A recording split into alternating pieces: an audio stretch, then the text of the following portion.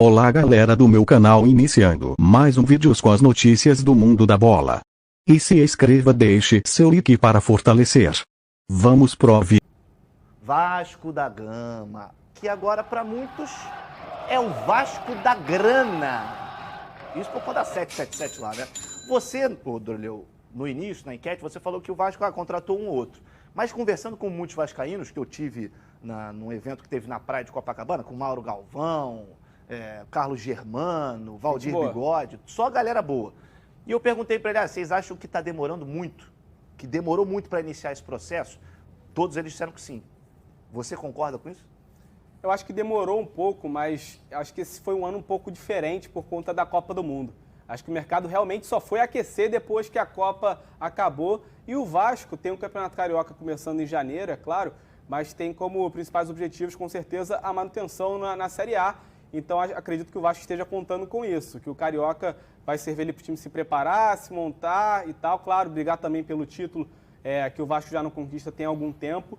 Mas, respondendo a pergunta, acho que demorou um pouco, mas estava dentro do esperado por ser um ano atípico. E o Vasco agora começou a contratar, né? Trouxe já 3 reforços anunciados, hoje chega mais gente. Então, acho que daqui até assim, a primeira quinzena de janeiro, o Vasco vai ter mais de 10 nomes aí como reforços, até porque precisa montar um novo elenco, né? Tá refazendo o elenco quase que do zero depois da Série B. Exatamente, mas você falou sobre chegadas, a gente vai falar sobre as chegadas, mas hoje também tem um dia importante porque tem uma reunião, né, para selar de vez o acordo do Andrei Santos, uma promessa do Vasco, uma joia, um diamante do Vasco, com o Chelsea. E aí existe uma possibilidade do Andrei permanecer no Vasco, a gente não sabe período, ou 6 meses ou 1 ano. Isso porque a gente não sabe, e o Andrei também não sabe ainda, se vai dar tempo para tirar o visto de trabalho lá na Inglaterra. Se isso não for possível, aí o Andrei vai ser emprestado ao Vasco da Gama. E aí eu acho que vai de encontro com tudo aquilo que a gente vem falando durante essa semana aqui nos Donos da Bola, né, Dorleu e o Smigol, se quiser opinar também sobre o Andrei. É uma situação que a gente temia dele já se transferir imediatamente para o Chelsea, não ter espaço lá, ser emprestado para um time de segunda, terceira prateleira. E aí não é um time com tanto destaque, geralmente é um time que briga ou para não cair ou para ficar no meio de tabela. E eu, particularmente, óbvio que falar daqui é muito mais fácil, não vejo isso como o ideal, o cenário ideal. Mas agora surgindo essa possibilidade dele ficar no Vasco mais 6 meses ou mais 1 ano, acho que é o que todo mundo queria, né? Seria ótimo, né? Se ele pudesse ficar pelo menos mais 6 meses aqui no Vasco. Tem essa situação do visto, como você disse, já tem gente aí falando para esconder a documentação do Andrei lá em São Januário, na barreira, para não deixar ninguém pegar os documentos do Andrei para que não consiga tirar esse visto, já que se ele não conseguir tirar o visto, ele vai ficar aqui no Vasco por mais 6 meses, pelo menos. O Andrei é peça importantíssima do Vasco, a gente até falou no começo da semana, foi o principal jogador do Vasco nessa temporada, durante a campanha da Série B. Então, assim, fica a curiosidade para saber como ele agiria, como ele performaria na Série A, né? É um jogador que ainda não jogou a Série A, mas é muito novo, mas sempre esteve em seleção brasileira e dá para ver que vai ser um jogador realmente grande, assim, para frente. Não é aquele jogador que você olha, na Série B serviu e na Série A talvez não sirva. Eu acho que não, acho que o Andrei, se ficar no Vasco, vai agregar bastante na Série A, apesar de ter uma certa adaptação ali por ser a primeira Série A dele. Exatamente. Se alguém quiser esconder aí os documentos do Andrei, já tem aqui, manda pro Smigol. Pra tirar o visto tá complicado, hein? O negócio o passaporte tá enrolando, não é nada disso.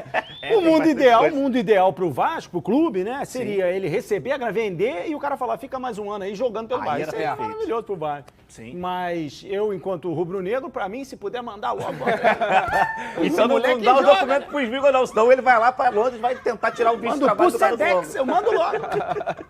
Bom, a gente falou sobre a situação do Andrei, né? Que já tá certo de sair, a gente só não sabe quando vai.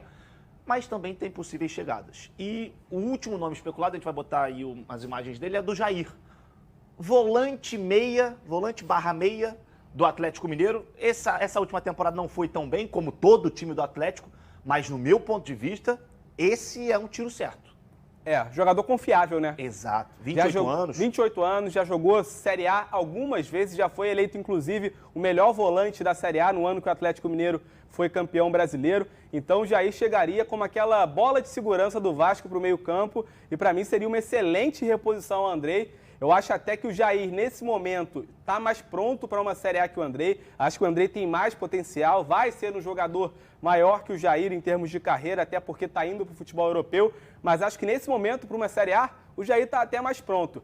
Como o Galo, nessa temporada, não foi tão bem, estava uma bagunça lá, né? Trocou de treinador, então é até um pouco injusto julgar o Jair por essa última temporada. Mas se a gente pegar aí as temporadas anteriores do Jair, foram ótimas. Acho que seria um excelente reforço para o meio-campo do Vasco. Eu acho que chegaria também já para vestir camisa. Sim. Já chegaria para jogar. E outra coisa importante, Maurício Barbieri é o treinador e Figueiredo está treinando como volante. Então pode ser mais uma peça nesse meio-campo do Vasco para a temporada de 2023. Agora a gente vai botar para vocês uma fala do presidente do Talleres, lá da Argentina, que é o clube que detém os direitos do Valois, o atacante que também é especulado no Vasco da Gama. E o Andrés Fassi disse o seguinte: não valorizaram Valois. O Vasco não aproveitou o seu tempo. Ele vai para outra equipe brasileira e o Vasco vai se arrepender. Não há jogadores como Valois. E aí, só contextualizando, o Talleres fez um pedido de 8 milhões ao Vasco, o Vasco ofereceu apenas 5. De dólares. De dólares, exatamente. E o Talleres queria vender 70% do passe do Valois, dos direitos do Valois. O Vasco não chegou a esse número. Por isso, essa declaração do Andrés Fassi, o presidente do Talleres. Agora, a grande pergunta é, essa frase aqui, ele vai para outra equipe brasileira. Que equipe é essa? É uma que valorizou o Valores. A outra aqui, ó. É o valor do Valores e Valores. Eu achei até que era um trocadilho ali, não valorizaram o Valores. Mas quem chegou com a grana, lei do mercado. Alguém tem que chegar com 8 milhas para valorizar o Valores para levar. Não, se o Vasco ofereceu 5 milhões, se alguém chegar com 6, já levou. Já levou, também acho. O Bahia estava interessado no Valois. Pode ser um clube, o Bahia está se reforçando bastante também, virou SAF, assim como o Vasco. Mas eu achei essas declarações do Andrés Fassi, presidente do Talleres, um pouco estranhas. Porque ele disse que o Valois é um ótimo jogador, que o Vasco está perdendo, que vai se arrepender.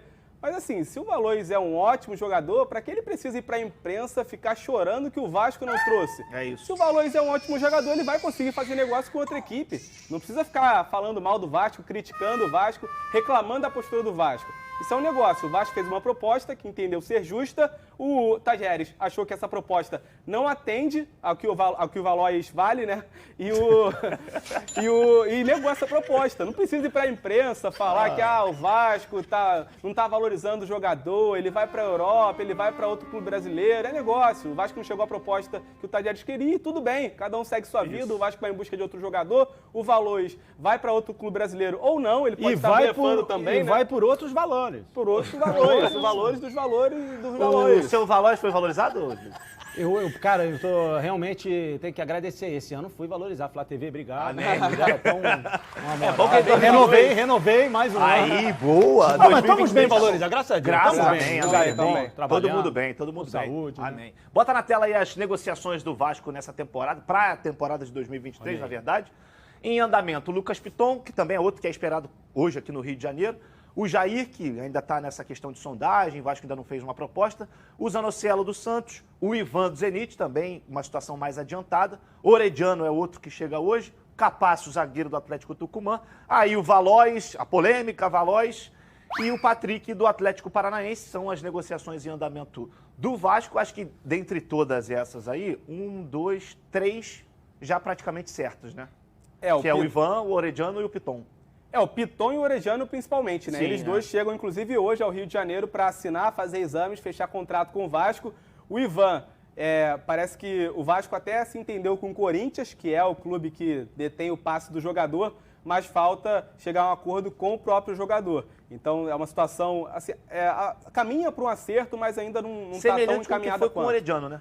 Durante o período, até para ir para Buenos Aires, negociar e tal. E aí o Capasso e o Valois hoje são situações um pouco mais complicadas, né? Parecia que ia dar negócio, mas acabou complicando ali, se arrastando. O Jair, como a gente já disse, seria um ótimo reforço. O Zanocelo também seria um bom nome para o meio campo. E o Luan Patrick surgiu como uma boa oportunidade de mercado para o Vasco. Ele que pertence ao Atlético Paranaense, estava emprestado ao América Mineiro. O Vasco fez proposta, mas tem concorrência de outros clubes também. É um jogador novo, frequentou seleção de base. E também a gente vê nomes que talvez até estejam competindo entre si aí, né? Por exemplo, o Luan Patrick e o Capasso. Sim. Talvez não viessem os dois. O Jair e o Zanocelo, não sei se viriam os dois também. O próprio Orejano com o Valois. A proposta que o Vasco fez para o Valois foi antes de se acertar com o Orejano. Então talvez por isso o Vasco não tenha subido os valores para contar com o Valois.